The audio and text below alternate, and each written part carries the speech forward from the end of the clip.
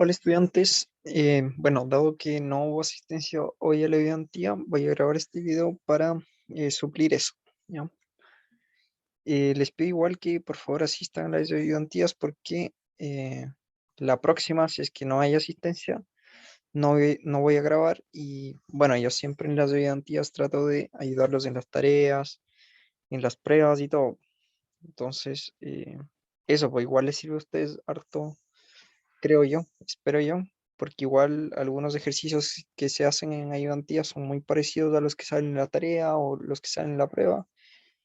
Yo igual de repente tiro así como algunos, igual para las pruebas sobre todo, que igual los encamino, ¿ya? Entonces eso, por mi parte es eso, porfa motívense de venir a las ayudantías. Bueno, partamos con la ayudantía de hoy día. Es la siguiente, no se preocupen por eso. Es esta de acá y tiene mucha relación con la tarea número 5, que se trata de calcular la masa precipitable. Y bueno, la segunda parte es una que no vamos a ver hoy día en la ayudantía, pero que sobre todo para esto hay mucha más literatura, digamos, en YouTube o en Google. Ustedes pueden buscarlo y pueden resolver sus dudas. Igual hay algunos ejercicios, creo que hicieron en clases de esto. Pero la parte E de la pregunta número 1, no, ¿ya? Esta es la parte más peluda, según yo, por lo menos del problema 1, ¿ya? Em, los primeros incisos son sobre todo explicar algunos conceptos que están en el PowerPoint, entonces yo siento que eso es fácil. Y esto es aplicar directamente algunas fórmulas y relaciones que salen en el PowerPoint, algunas de las cuales vamos a utilizar hoy día en la ayudantía, ¿ya? Leamos cuál es la pregunta que se parece mucho a la que vamos a hacer hoy en la ayudantía. Entonces dice, calcule el agua precipitable para debajo de distintas alturas sobre la superficie de un área unitaria de 1 metro cuadrado, asumiendo que se mantiene a lo largo de toda la columna la humedad relativa obtenida en la parte C. Asume, Asuma, que las condiciones climáticas son las de la pregunta número C, perdón, inciso C, el inciso C. Es decir, temperatura del aire 14 grados centígrados, presión del aire 101,1 kilopascales y temperatura de rocío de 9 grados centígrados. Considere una tasa de lapso de 6,5 grados centígrados por kilómetro y considera un espesor de atmósfera de 8 kilómetros de intervalos en 1 kilómetro en sus cálculos, ¿ya? Entonces, está súper específico lo que tienen que hacer acá, ¿ya? De hecho, en la ayudantía y en la prueba que nos dieron a nosotros, solo nos tiran los datos y estas cosas teníamos que ir un poco asumiéndolas nosotros. Por ejemplo, el área unitaria teníamos que asumirla nosotros, varias cositas, ¿ya? Entonces yo les voy a ir enseñando esas cosas para que les sirva un poco para resolver aquí la tarea, ¿no? Algo sí que cambia acá es, si mal no me equivoco, es la condición climática, porque dice que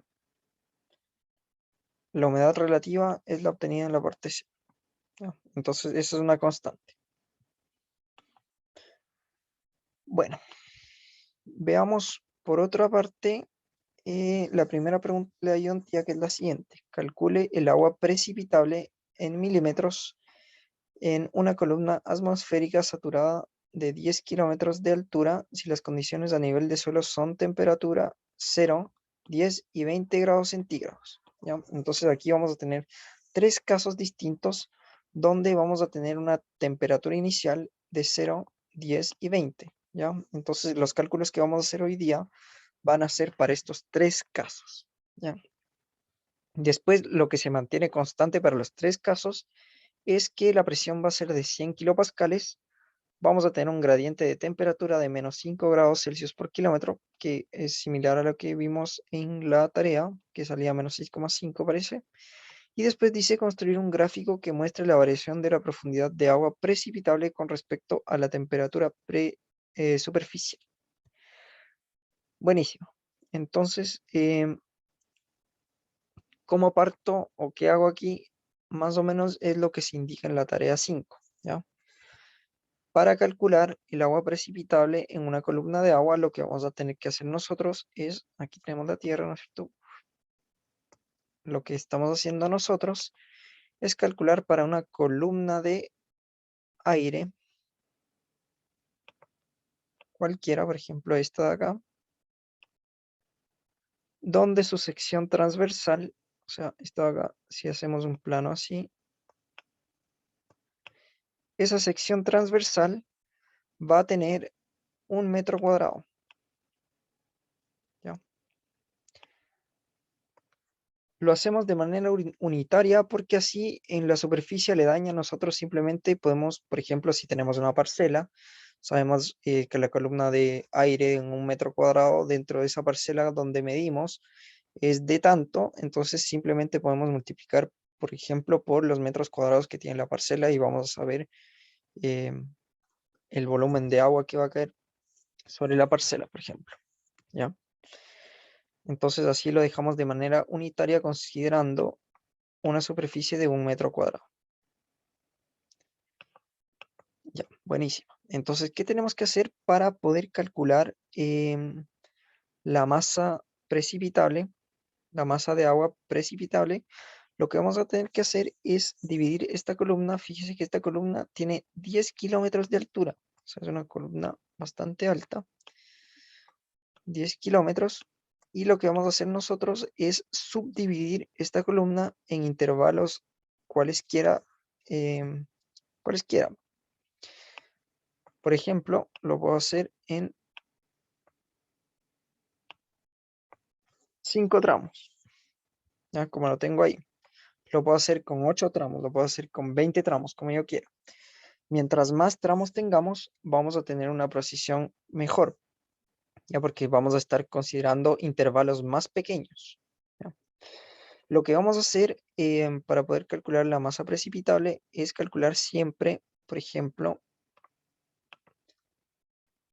las condiciones en el punto, por ejemplo, ahí que voy a anotar el punto 1, y aquí el punto 0, que es donde tenemos las condiciones iniciales, ¿no es cierto? P sub 0. ¿Ya? Entonces aquí, por ejemplo, voy a tener una densidad ρ y también voy a tener una humedad relativa que no me acuerdo cómo la escribimos en el PowerPoint. Déjenme ver. Es, bueno, pongámosla como humedad relativa por ahora. ¿Ya? Y aquí lo mismo.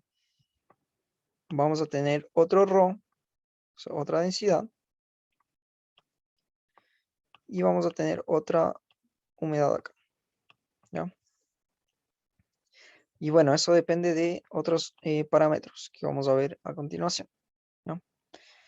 Entonces, yo tomo estos dos puntos. Primero calculo, bueno, el punto 0 son los datos que tenemos. ¿Ya? Después del punto 1 yo puedo calcularlos a partir de ciertos datos del punto 0. Y después lo que yo voy a hacer para determinar cuáles van a ser las características de toda esta mini columna que voy a denominar subcolumna 1, esta que voy a pintar aquí en rojo, voy a tomar un promedio de esos dos datos, tanto de la densidad como de la humedad, ¿ya? Y con eso yo voy a calcular la masa precipitable dentro de esa mini columna de aire, ¿ya? Eso es lo que se debe hacer. Y hacemos exactamente lo mismo, por ejemplo, para la subcolumna de aire 2. Entonces ahí ponemos P sub 2, etc. El punto 2 sería esa columna de aire de ahí. Y así hasta llegar a los 10 kilómetros, ¿ya? Entonces, ustedes pueden tomar los intervalos que ustedes deseen. Y como dije, mientras más intervalos tomen, van a ser más exactos sus resultados, ¿ya? Entonces, veamos qué necesitamos para calcular todos esos datos. Ya, vámonos a la respuesta. Ya, los datos que tenemos son muy pocos, ¿ya? Tenemos La columna atmosférica, la altura total es de 10 kilómetros, como dibujamos recién. Después tenemos las condiciones iniciales del suelo, que en un caso estamos con 0 grados centígrados, después con 10 grados centígrados y después con 20 grados centígrados. Y bueno, la presión, que son 100 kilopascales a nivel del suelo. Y también tenemos el gradiente de temperatura, que es de menos 5 grados Celsius por kilómetro. Lo que no sabemos es el agua precipitable y la variación del agua precipitable, ¿no? Entonces, lo que sabemos de las fórmulas que hemos visto a través del curso es lo siguiente, que la masa precipitable se calcula como ρ, la densidad, después la humedad específica, lo que recién vimos, que yo puse ahí, la humedad específica Q, el área, que sabemos que es el área unitaria, en la tarea se explicita directamente de que es 1 metro cuadrado, pero si tienen algún ejercicio en la prueba donde no se pone eso, asuman 1 metro cuadrado, ¿ya? Esa es como la convención para dejarlo de manera unitaria. Y después tenemos la altitud, y la altitud en este caso hay que tener muy claro que va a ser la altitud entre los dos puntos que yo esté tomando, ¿ya? Si es que yo tomara toda la masa de aire, esa sería la altitud total nomás. Pero como yo estoy subdividiendo cada columna de agua, la altitud absoluta, por decirlo así, obviamente va a ser la altura del punto 2 menos la altura del punto 1. ¿Ya? Espero se entienda eso. Luego hay que hacer algunos arreglos y ver algunas fórmulas que hemos visto en el curso, ¿ya? Esta demostración a nosotros nos pidieron hacer en la prueba, ya me acuerdo, es esta demostración de acá, ¿ya? Pero bueno, para la ayudantía de hoy día no nos vamos a concentrar mucho en la demostración, sino que vamos a utilizarla directamente, ¿ya? ¿Y de dónde parte esto de acá? Uno, de la ley de gases ideales, que también la vamos a utilizar para calcular la masa de agua precipitable. De otra cosa también, de la ley hidrostática. Acuérdense que el aire igual es un fluido, entonces va a tener una presión hidrostática, igual que si tuviésemos, por ejemplo, un estanque con agua. Nosotros sabemos que a mayor profundidad vamos a tener mayor presión, ¿no? Lo mismo pasa con una masa de aire, ¿no es cierto? Tenemos ahí la Tierra, tenemos la atmósfera que está por acá. Entonces, si tenemos ahí una columna de aire, es lo mismo que un estanque, ¿ya? Pero tenemos otro tipo de fluido, ¿ya? Y de hecho ese fluido cambia con la temperatura y otras cosas, entonces no es tan directo la cosa.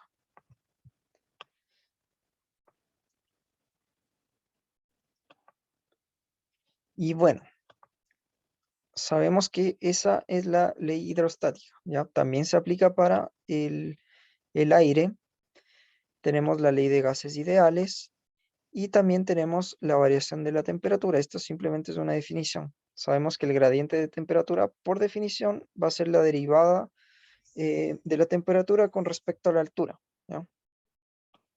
Entonces, normalmente, mientras más alto esté, el aire va a estar más helado, por decirlo en manera coloquial, ¿ya? Entonces aquí vamos a tener, por ejemplo, la altura y la temperatura. Entonces sabemos que mientras más alto estemos, la temperatura va a bajar, ¿ya? Y ese gradiente es el que denominamos como esa letra griega que se me olvida el nombre. Ya, pero eso, ¿ya? Normalmente se asume como una línea recta, y lo que yo creo que se hace, no estoy muy seguro, es que las estaciones meteorológicas lo que hacen es tomar el valor, por ejemplo, disculpen, esa es un intento de tierra. Entonces tomamos ahí la temperatura en el suelo, perdón, y después tomamos de una masa de aire que esté a n kilómetros del suelo. Por ejemplo, esta que estamos tomando está a 10 kilómetros, ¿ya? Entonces después se asume que vamos a tener esta variación de temperatura entre esos dos puntos, que va a ser una variación lineal. Eso es lo que yo creo que se hace, ¿ya? Lo que vamos a hacer nosotros, obviamente, es entre esos dos puntos ir interpolando para sacar no solo la temperatura, sino, disculpen, no solo la temperatura, sino otros parámetros como la presión, humedad relativa, etcétera, ¿ya? Por eso subdividimos todo en subcolumnas. Ya, entonces, ¿cómo llegamos a esta ecuación? Más o menos, tampoco me voy a detener mucho como en la demostración y eso. Igual ustedes pueden verlo en la pauta del año pasado. ¿Cómo llego a esto de acá? Fíjense que esta ecuación de acá es una ecuación diferencial de primer orden, o sea, de primer grado. Y lo que yo puedo hacer aquí es utilizar variables separables y todo, integrar ambos lados de la ecuación. Por un lado voy a tener z, ¿no es cierto? Bla, bla, bla. Y por el otro lado voy a tener la presión. Y obviamente como estoy integrando va a aparecer una constante de integración que es esta de aquí, P sub 0. Después, por otro lado, vamos a tener lo mismo con la temperatura. Es una ecuación diferencial de primer grado, donde voy a hacer lo mismo. Voy a separar variables, voy a integrar ambos lados de la ecuación y voy a tener otra variable de integración, perdón, otra constante de integración que va a ser ese t sub 0. Y bueno, en el otro lado también voy a tener un valor que va a ser z por algo, una cosa así, ¿verdad? Entonces, después yo puedo igualar ambos lados de la ecuación y llego a una igualdad parecida a esta. Y algo más que hay que hacer es introducir la ley de gases ideales para simplificar un poco la igualdad que nos va a salir de ahí, ¿ya? Haciendo todas esas cositas que ustedes pueden revisar igual en internet o de repente en la pauta del año pasado, ustedes llegan a la ecuación que sale ahí abajo, que es esta de acá. Esta ecuación de acá. Y esta es súper, súper, súper importante, ¿ya? Para lo que vamos a hacer hoy día. Porque así podemos determinar la presión tomando la presión del punto anterior, ¿ya? Y bueno, la temperatura ahí también del mismo punto y la temperatura del punto anterior.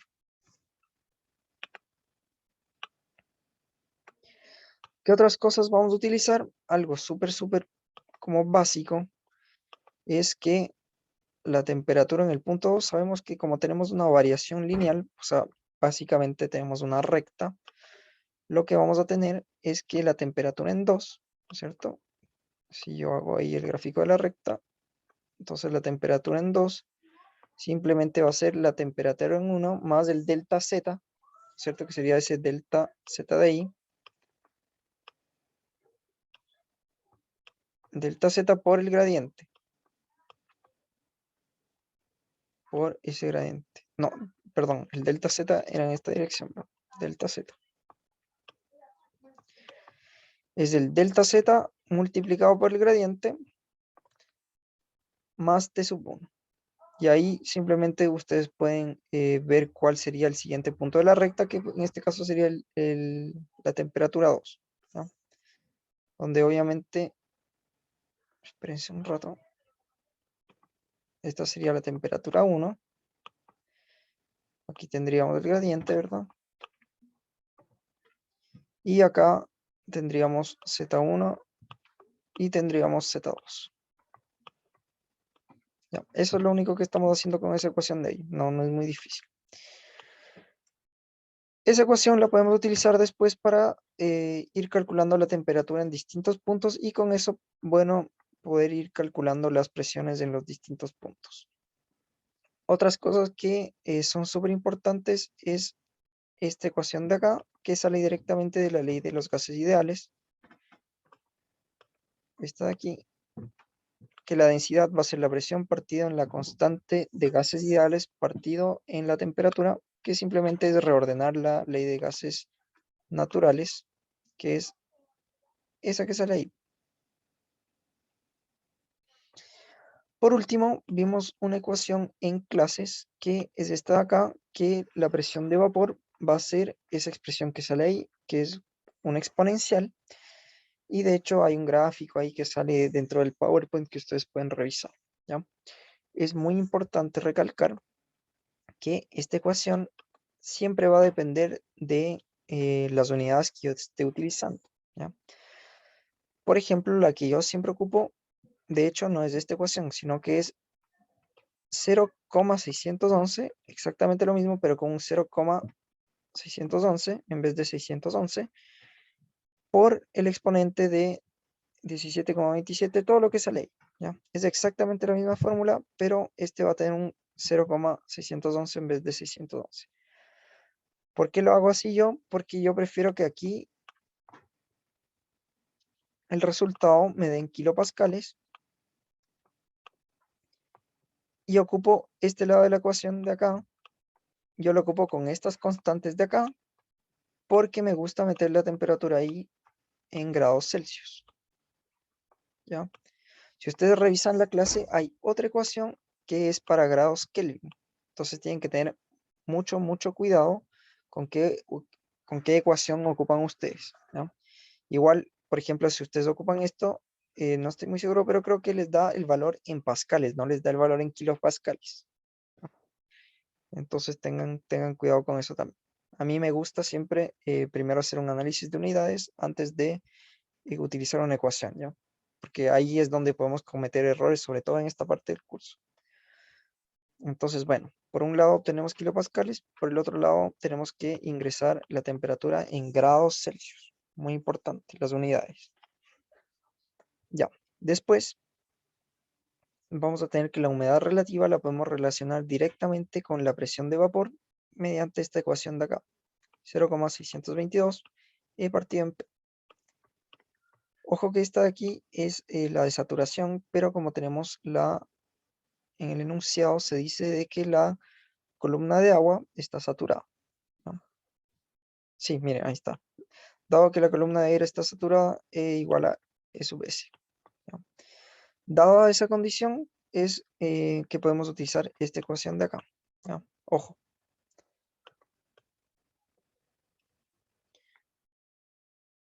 Perfecto.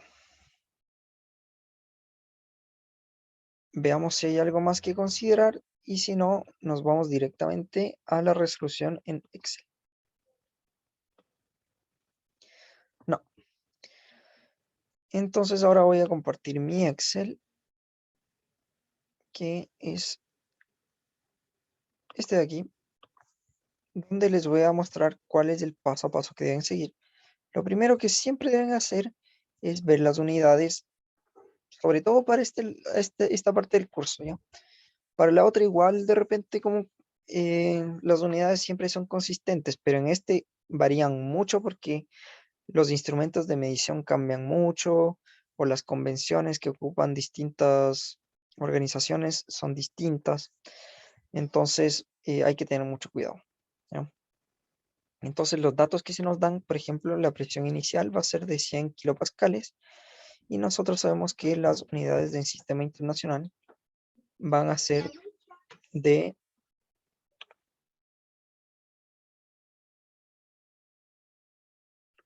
las unidades en sistema internacional van a ser en pascales, ¿ya? En este caso no me voy a preocupar tanto por eso, porque casi todos los datos que yo tengo aquí son en kilopascales y voy a utilizar más de esa unidad, ¿ya? Pero tengan presente de que esta es la unidad en sistema internacional por si tenemos que meter la presión en algún lado. De hecho, creo que es el caso, ¿ya? Vamos a verlo más adelante. Después, el gradiente de temperatura está en grados Celsius por kilómetro y sabemos que las unidades del sistema internacional son grados Kelvin por metro, ¿ya?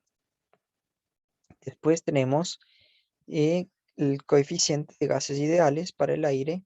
Esto es muy difícil de encontrar este valor de aquí. Tienen que darle un par de vueltas en Google hasta encontrar un valor.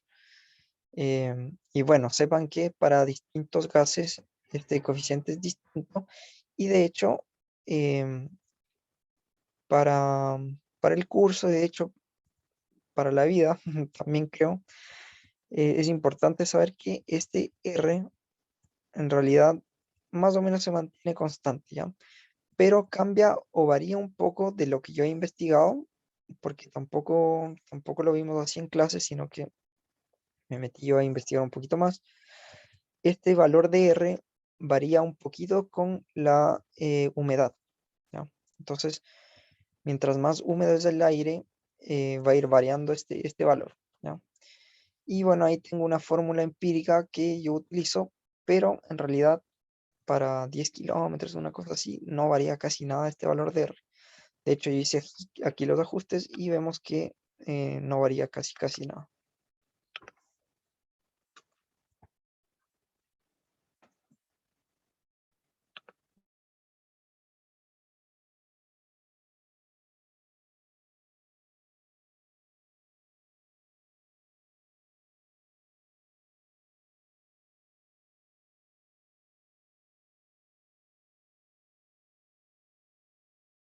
Continuando con el ejercicio, estábamos viendo sobre todo las unidades. Otros datos que tenemos aquí son la altura de columna atmosférica, que sabemos que son de 10 kilómetros, y las unidades en sistema internacional, obviamente son metros, y la compresión sería multiplicar por 1000. Después vamos a tener un número de tramos que vamos a definir para subdividir esos 10 kilómetros, ¿ya? Como les dije anteriormente, mientras más tramos tengamos, más preciso va a ser el resultado que vamos a obtener, ¿ya? Otra consideración que tenemos que tener aquí es que el delta Z, obviamente, la altura que va a tener cada columna de aire o subcolumna de aire, perdón, va a depender obviamente del número de tramos que tengamos, ¿ya?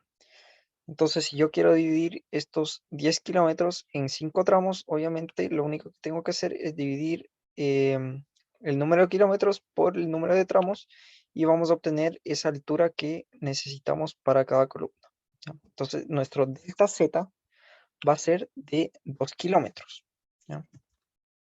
O de 2000 metros.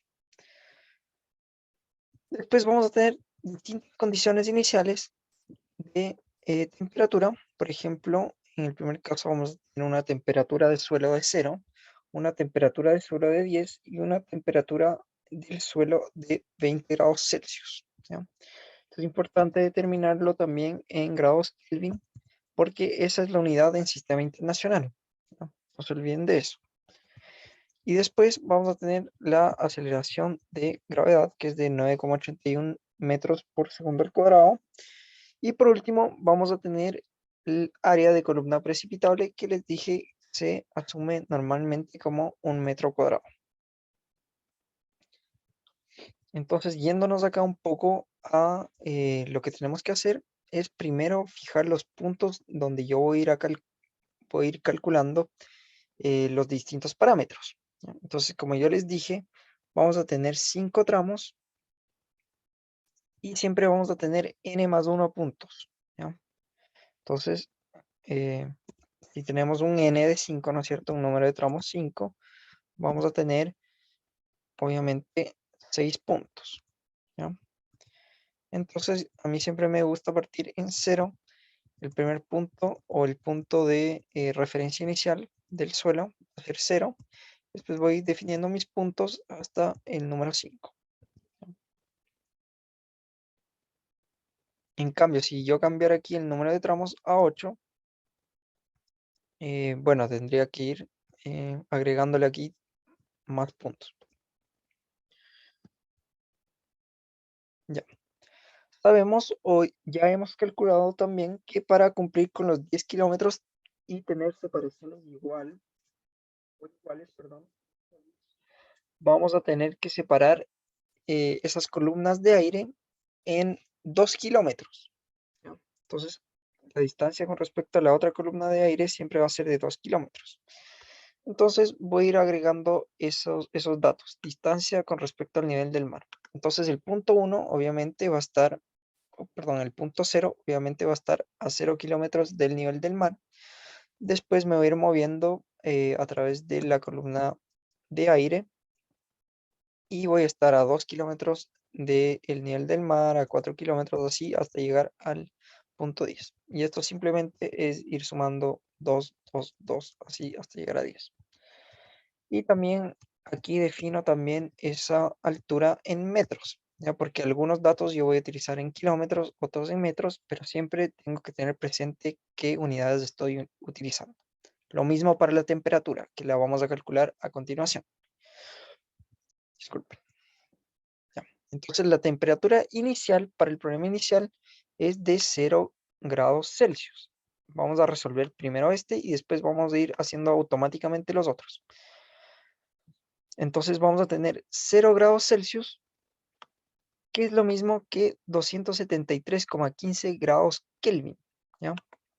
Es súper importante que tengan las dos unidades porque para determinar la presión hidrostática yo voy a utilizar, para utilizar la presión de vapor, para calcular la presión de vapor, yo voy a utilizar grados Celsius, pero para todos los otros cálculos yo voy a utilizar la unidad en sistema internacional, que es grados Kelvin. ¿No? Ustedes igual pueden utilizar aquí directamente la ecuación de presión de vapor que utiliza grados Kelvin y así se ahorran ese paso extra. Entonces vámonos a la ayudantía y veamos qué fórmulas nos van a ayudar a calcular la temperatura. Es bastante fácil, pero revisitémoslo.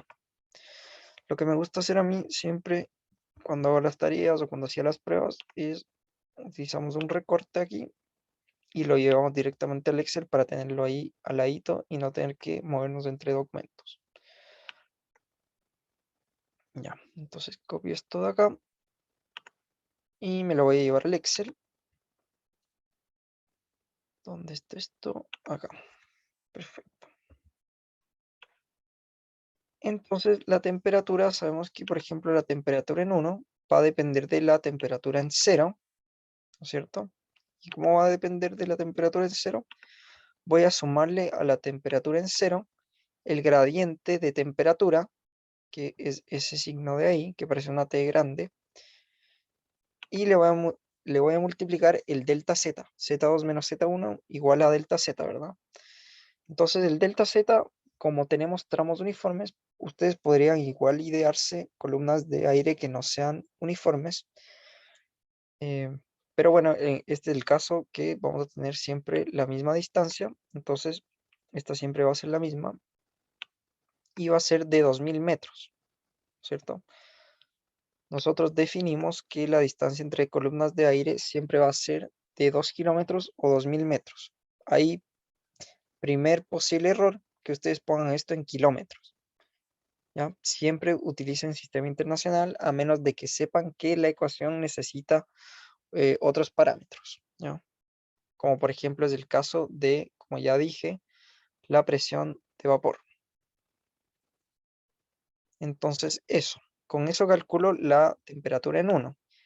Y bueno, todos los datos que van para abajo, por ejemplo, la temperatura en 2, la temperatura en 3, van a ser también dependientes de los valores anteriores. ¿No? Sobre todo aquí cuando estemos trabajando con la presión hidrostática, esas cosas también van a depender mucho de los datos anteriores. Bueno, ahora calculemos la presión hidrostática. ¿Ya? ¿Cómo podemos calcular eso? Lo que vamos a hacer es lo siguiente. Nos vamos a ir acá y vamos a copiar la fórmula que sabemos que se puede derivar de manera simple.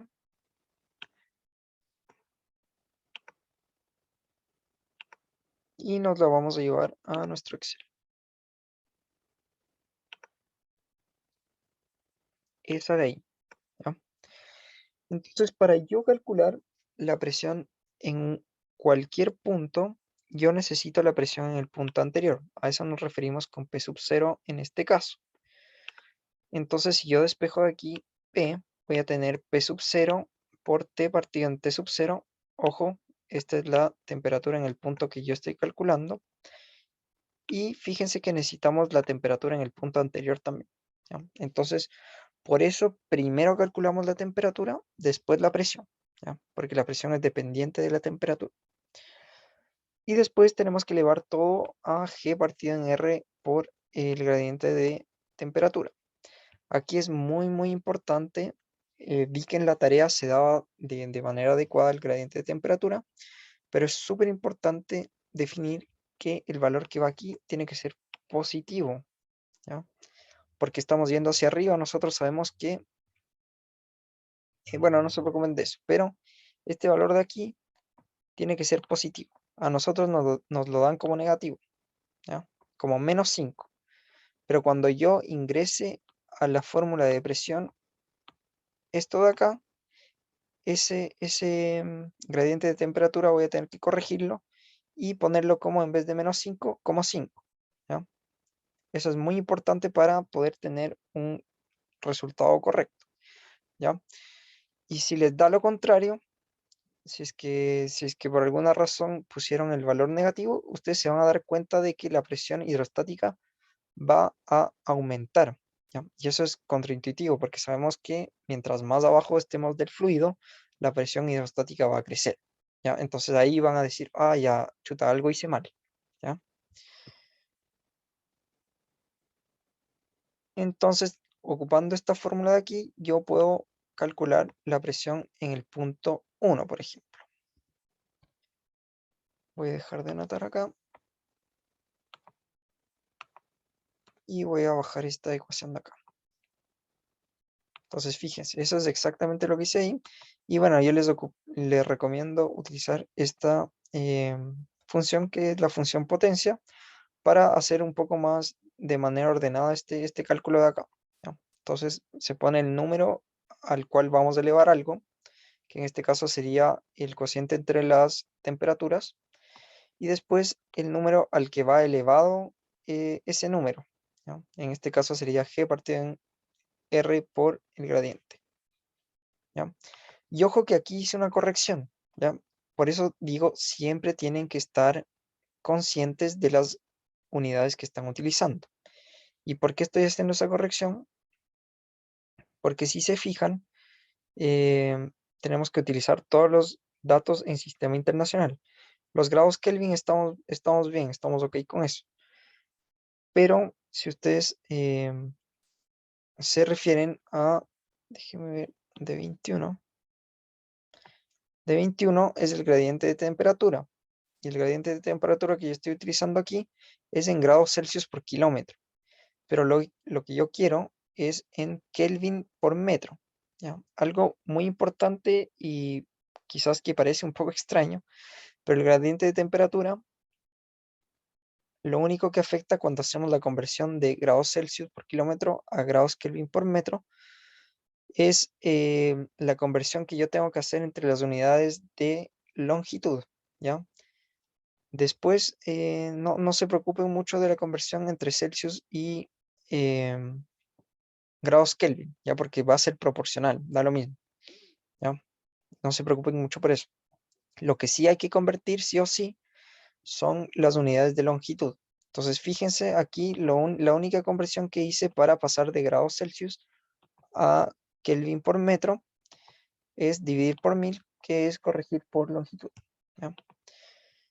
Entonces yo, para asegurarme aquí de que no estoy cometiendo ninguna infracción, lo que hice fue simplemente hacer la corrección in situ, ahí mismo, ¿ya? Igual pueden utilizar este valor de -0.005 y les va a dar bien, ¿ya? Y algo súper importante también es lo que yo recientemente les dije, que el valor del gradiente tiene que ir en positivo en esta expresión.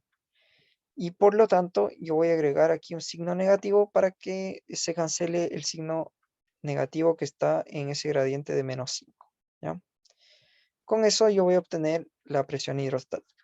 Y fíjense que esto es súper dependiente de los datos anteriores. Por ejemplo, si es que yo borrara estos datos de acá,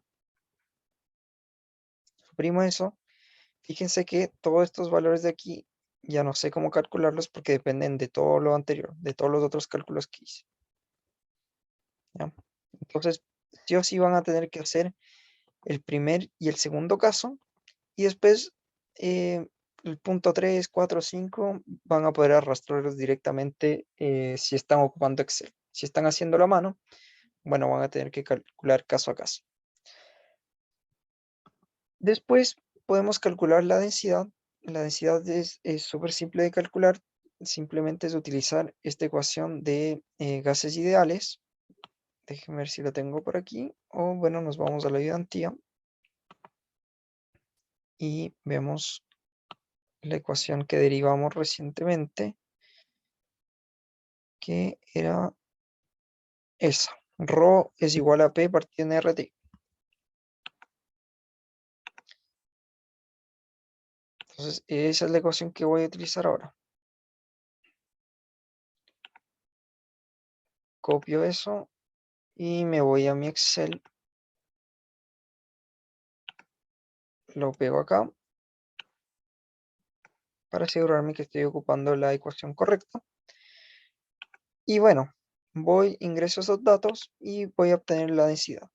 Ojo de nuevo, aquí error frecuente es que yo estoy calculando las presiones en kilopascales, la unidad de medida en sistema internacional. Cuando yo estoy calculando algo más, utilizando otras medidas, tengo que siempre meter o tratar de meter todos los parámetros de la ecuación en sistema internacional, ¿ya? Entonces yo sé que kilopascales no es la unidad base, sino que es una unidad derivada. Entonces tenemos que utilizar pascales, no kilopascales, ¿ya? Para pasar de kilopascales a pascales, simplemente vamos a multiplicar por 1000 y vamos a obtener la densidad, ¿ya? Igual esto yo les sugiero que ustedes lo vayan corroborando con datos reales. Por ejemplo, la densidad del aire, nosotros sabemos que no va a ser mucho menor. Por ejemplo, si yo quito aquí el 1000, voy a tener un dato que va a ser muy, muy chico, ¿ya? Entonces, eso les debería sonar eh, un sonido de alarma en la cabeza, ¿ya? Entonces van a Google y comprueban, no, eso no es así, entonces debo tener algo mal en la fórmula. Ahora tenemos que calcular la presión de vapor y esta es la ecuación que yo les dije que hay que tener doble o triple cuidado de las unidades que entran y las unidades que salen.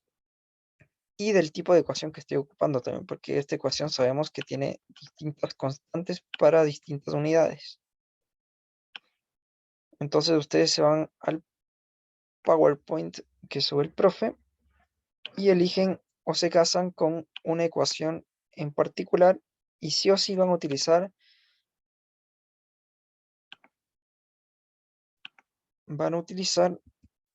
las unidades que requiere esa ecuación en particular, ¿ya? La ecuación que yo ocupo, como yo les dije, es 0,611 exponente de todo eso de ahí, ¿ya? Eso no lo cambio. Y eso me va a dar, como les dije, la presión de vapor de agua en kilopascales y aquí lo que tengo que ingresar es la temperatura en grados Celsius. Ya. Voy a mover esto hacia acá y fíjense que es simplemente aplicar esa ecuación de ahí. Presión de vapor, ¿ya? Aquí hay esta ecuación que se llama exponente dentro de Excel, que es la misma que sale aquí en esta ecuación. Y eso es lo mismo que E elevado a este paréntesis que está ahí. Por si ustedes ocupan otro programa que no tenga esta función exponente, es equivalente a E elevado a todo ese paréntesis de ahí. Bueno, aplicando esa ecuación de ahí, fíjense, yo ingreso los valores de la temperatura en grados Celsius y obtengo la presión de vapor en kilopascales. ¿Ya? Perfecto, y puedo calcular eso. Utilizando la presión de vapor, yo voy a poder calcular la humedad específica para cada punto en específico que yo quiera, ¿ya? Y la humedad específica va a estar medida en kilogramos partido en kilogramo. Entre comillas, esto es como que no tuviese unidades, ¿ya? Si nosotros dividimos los kilogramos por los kilogramos, simplemente podríamos quedarnos con un valor de 1 para las unidades de ahí, o sea, que no tengo unidades. Pero podemos dejarlo como kilogramo en kilogramo también, ¿ya? ¿Por qué? ¿Por qué hago énfasis en esto? Es de que yo cuando utilice esta ecuación de 0,622 E partido en P, ¿no es cierto? Tenemos dos presiones que se están dividiendo, la presión de vapor y la presión hidrostática. Entonces ahí da lo mismo qué unidades voy a utilizar yo, qué unidades de presión voy a utilizar yo, con tal de que las dos sean iguales. Si yo ocupo la misma presión de vapor, la misma unidad de presión de vapor y la misma unidad de presión hidrostática, no voy a cometer ningún error, pero tienen que asegurarse de que ese sea el caso. Entonces, si tengo la presión de vapor en PSI y la presión hidrostática en PSI, entonces ocupo las dos en PSI, ¿no? Y por lo tanto voy a tener un valor que va a carecer, entre comillas, de unidades, o lo voy a dejar en kilogramos partido en kilogramos, ¿no? Y este es el valor que aparece acá, 0.622 partido en P, y voy calculando la humedad específica. Bueno, el R, como ya les dije, yo tengo una ecuación que hace correcciones a este R y la voy a mencionar quizás la próxima ayudantía, pero para esto y para la tarea no se preocupen de eso. En realidad este R no varía casi nada, porque la humedad específica tampoco varía tan significativamente como para variar este R tanto, ¿ya? Entonces lo vamos a mantener como constante. De hecho, esto podríamos moverlo hacia los datos nomás. No necesitaríamos poner aquí una columna de R, ¿no? Ahora, el Q promedio, ¿por qué yo voy a tomar un Q promedio? Por lo que les expliqué anteriormente, ¿no es cierto? Nosotros tenemos aquí, por ejemplo, para el punto 1 y el punto 2, ¿no es cierto? Vamos a tener ciertos datos de humedad específica, la humedad específica en 0 y la humedad específica en 1. Y esta sería la columna de aire 1, ¿ya? Entonces lo que yo voy a hacer es hacer un promedio que caracterice todo lo que está aquí dentro. Todos los puntos que estén aquí dentro voy a considerar que tienen la misma humedad específica, que va a ser el promedio entre estos dos puntos, ¿ya? Entonces simplemente sabemos que para el punto 0 yo no puedo promediarlo con el punto anterior, porque no existe ningún punto anterior. Entonces por eso aquí el Q promedio en el punto 0 me sale como nulo, no aplica, ¿verdad? Y aquí también la densidad promedio, que es lo mismo, hacer la ponderación entre el punto 1 y el punto anterior, ¿ya? Entonces, ¿cuándo empiezo a tener datos? Desde el punto 1, porque ahí sí puedo compararlo con el punto anterior y sacar un promedio. Y con eso voy a tener el promedio de la columna 1. Después voy a tener la columna 2, y eso va a ser el promedio del punto 2 con el punto 1, y así, ¿ya? Entonces, veamos eso directamente en las ecuaciones del Excel. Fíjense que el Q promedio no es nada más que el promedio de los dos valores anteriores. O sea, el valor actual con el pasado. Y lo mismo para la densidad promedio. Con eso, ustedes van a poder calcular la masa precipitable. ¿Por qué? Porque acuérdense de que la masa precipitable no era más que la densidad por la humedad específica multiplicado por, déjenme ver acá, por Z, ¿no es cierto? Que era la altura por el área, ¿ya? Z en este caso, como tenemos subcolumnas, les dije, es como la altura absoluta. Cada vez que yo tenga un punto, el punto más bajo va a partir como mi eje de referencias. Por lo tanto, aquí siempre la altura va a ser el delta Z, ¿ya? Entonces, la altura absoluta va a ser simplemente 2000 metros para todos los casos, porque vamos a tener columnas de aire que van a ser espaciadas iguales, ¿ya? Entonces el Z no es nada más que 2000 metros, y después del área dijimos que se asume un valor de 1 metro cuadrado, ¿ya? Entonces tenemos todos los datos para calcular la masa de agua precipitable para cada columna de aire, cada subcolumna de aire, ¿ya? Entonces mientras más divisiones haga yo, obviamente voy a tener más de estos datos. Después del M acumulado simplemente es ir sumando los valores de cada columna de aire. Y al final de toda esta suma yo voy a obtener la masa precipitable total en toda la columna de aire. Ya cuando estemos en los 10 kilómetros, yo sumo todos estos valores y si se fijan me va a dar lo mismo. Perfecto. Ya, eso es. Si nos vamos a la pauta de la ayudantía, vamos a ver que vamos a tener valores muy parecidos o de hecho iguales. 12,61. Para el caso en que la temperatura inicial del suelo es 0, ¿verdad? Ahora veamos los otros casos. Fíjense de que, por ejemplo, para una temperatura de 10 grados vamos a tener 26,31 y para una temperatura de 20 grados centígrados voy a tener 51,89. Ya, entonces nosotros como hicimos todo bien en Excel, ¿no es cierto? Tienen que tener mucho ojo igual con qué valores fijan, qué valores tienen que variar, etcétera. Tienen que ser muy cuidadosos con las fórmulas. Entonces, si yo hice todo bien en mi Excel, lo que va a pasar aquí es que yo voy a poder calcular directamente eso modificando el parámetro de temperatura inicial simplemente. Entonces yo le pongo aquí 10. Se va a calcular todo automáticamente y voy a obtener el resultado de 26,314, que si se fijan es exactamente al que nos da la pauta.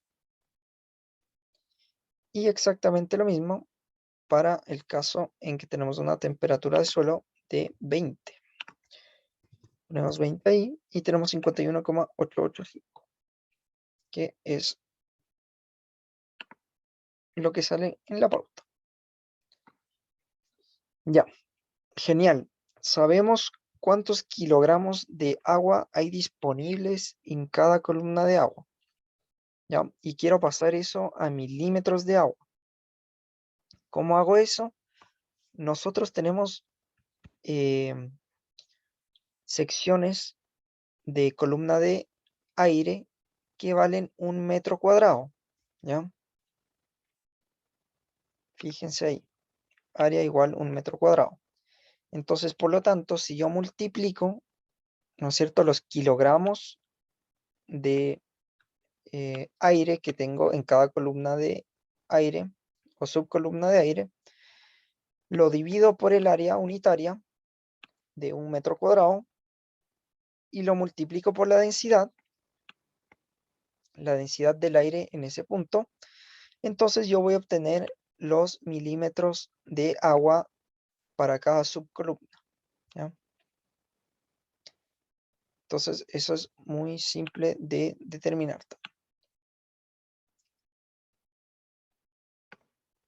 Entonces si hacemos eso, bueno, en la pauta no sale, pero lo vamos a hacer nosotros. Vamos a multiplicar, o sea, en estricto rigor, sería tomar este M, ¿no es cierto? Aquí vamos a poner milímetros. Sería tomar este M de aquí y dividirlo por el área de la columna de aire, pero en este caso es 1, ¿no es cierto? Entonces sería N6 partido en 1. Y lo voy a multiplicar por la densidad promedio dentro de ese tramo. Bueno, en este caso no aplica, ¿verdad? Pero si estiramos estas acá, vamos a tener los milímetros de agua disponibles en cada columna de aire. Y si sumamos todo eso, nos va a dar, bueno, eso, 12,64. Y voy a marcar eso con amarillo también. Y veamos que nos da con, por ejemplo, 10. Vean que los milímetros de agua son mayores cuando la temperatura aumenta. Cuando la temperatura del suelo es mayor y todo se mantiene exactamente igual. Eso es súper importante. Ver que quizás no puede ser así en la vida real. Puede que sí, pero para efectos prácticos estamos viendo cuál es el efecto de la temperatura en los milímetros disponibles en cada columna de ello. Entonces vemos que si la temperatura del suelo aumenta, entonces los milímetros disponibles son mayores. Pero ¿qué pasa? Que obviamente el gradiente de temperatura, si nosotros partimos con una velocidad de, perdón, con una temperatura de 20, quizás ese gradiente no sea el mismo que cuando tenemos 0, ¿cierto? Pero bueno, para casos prácticos igual puede darse de que tengamos el mismo gradiente y vemos que si la temperatura del suelo es mayor para un gradiente igual, entonces vamos a tener más milímetros o kilogramos de agua disponible en cada columna de aire. Entonces, eso sería, déjenme ver, igual otra cosa que se pedía era graficar esto de acá, graficar los tres casos juntos,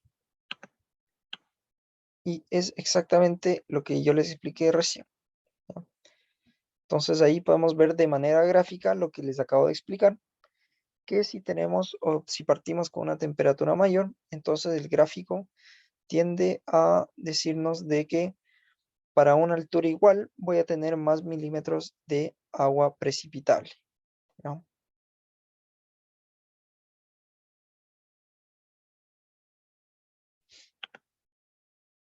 Por último, vamos a ver muy brevemente la pregunta número 2, porque estamos un poquito pasados de tiempo. Y esa es la siguiente. En una estación climatológica se ha medido la siguiente información: presión de aire 1000 hectopascales, temperatura del aire 22 grados Celsius, temperatura de rocío 18 grados Celsius. Calcule la presión de vapor correspondiente, la humedad relativa, la humedad específica y la densidad del aire. ¿Ya? Son cosas que igual ya hemos visto recién cuando calculamos todo esto que salían estas tablas de acá. Ya, entonces algunos datos que nos dan: la temperatura que tenemos es de 22, y si nosotros pasamos de eso al sistema internacional, vamos a tener 295,15 grados Kelvin. Después tenemos la presión en hectopascales y sabemos que la unidad del sistema internacional es de pascales. Entonces, ahí lo pasamos a pascales, y la temperatura de rocío simplemente es 18 grados Celsius. Ojo que esta de aquí se deja en grados Celsius, si mal no me equivoco, porque la ecuación requiere de que cuando lo utilicemos estemos trabajando con grados Celsius, ¿ya? Eso es muy importante. Siempre vean qué parámetros van dentro de cada ecuación. Fíjense, aquí se deja el 18 en grados Celsius porque esta ecuación, como yo les había explicado recientemente, requiere de que se ocupe la temperatura en grados Celsius. Y bueno, aquí es simple determinar la presión de vapor. ¿Por qué? Porque simplemente tengo que poner la temperatura de rocío acá dentro de la ecuación, y con eso voy a obtener la presión de vapor.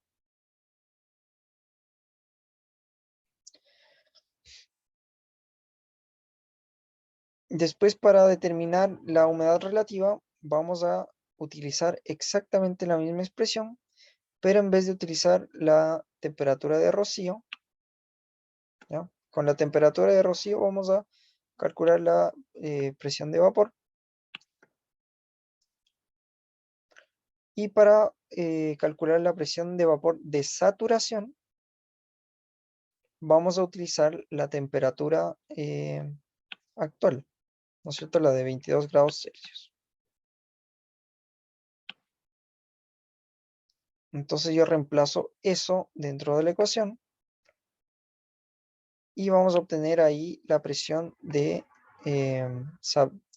perdón, la presión de vapor de saturación. Por último, vamos a tener esta ecuación de acá que va a determinar la humedad relativa, ¿ya? Que sabemos que es la presión de vapor partida en la presión de vapor de saturación. Y obtenemos que la humedad relativa es del 78%. Finalmente, vamos a determinar la humedad específica.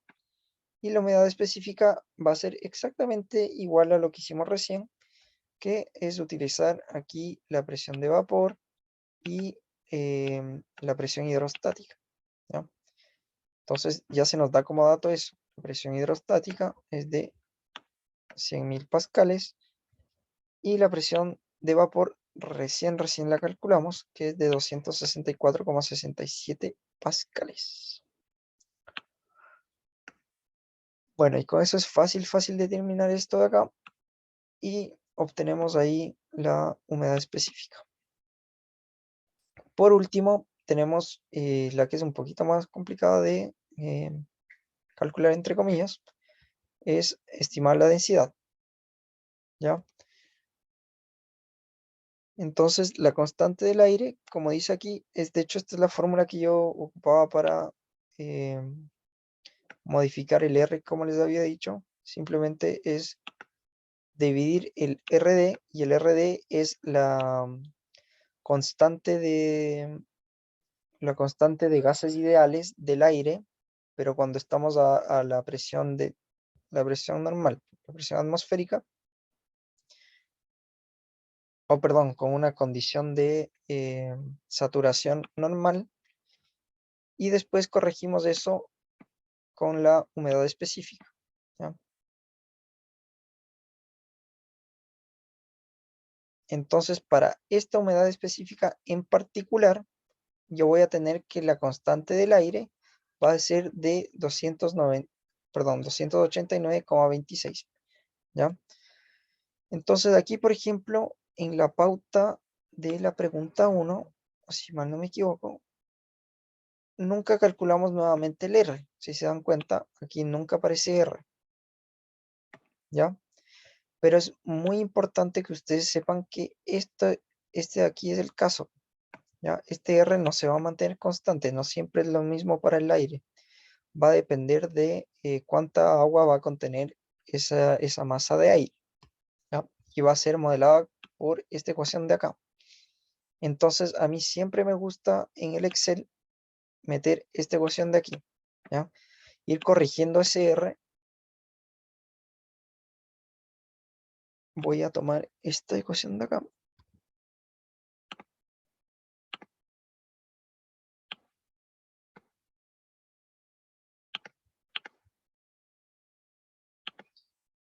Me voy al Excel y voy a corregir ese R al tiro, ¿ya? Ustedes lo pueden dejar constante igual porque sabemos que no cambia mucho. Pero a mí me gusta hacer esto. Entonces tenemos el RD, que es en condiciones normales, y partimos por 1 menos 0.608 por Q, que es la humedad relativa. Uy, no sé qué hice. 608 por, perdón, humedad específica, que es J6.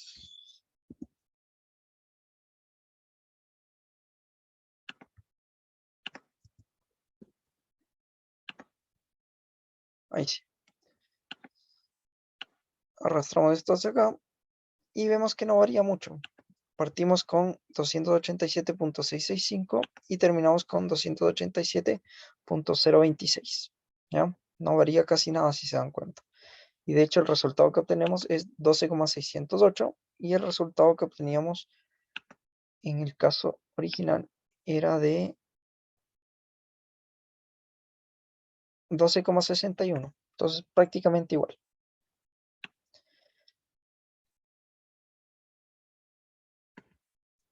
Bueno, así calculamos la constante del aire y después simplemente para calcular la densidad utilizamos la constante del aire corregida en este caso y utilizamos la ecuación de gases ideales y determinamos de ahí la densidad del aire para esta condición de humedad específica, ¿ya? Muy importante eso. Entonces, si se dan cuenta, es lo que hicimos recientemente y lo único que cambia aquí, o las cosas que tenemos que tomar en consideración, es la humedad relativa, que es una definición prácticamente, que es la presión de vapor y la presión de vapor de saturación, ¿ya? Y después también saber que la presión de vapor se determina con la temperatura de rocío y después la presión de saturación con la temperatura actual o la temperatura que estemos tomando, ¿ya? Eso sería, espero que les sirva esto para la tarea y cualquier cosa, como les dije, me pueden molestar ahí por WhatsApp o por correo, ¿ya? Muchas gracias.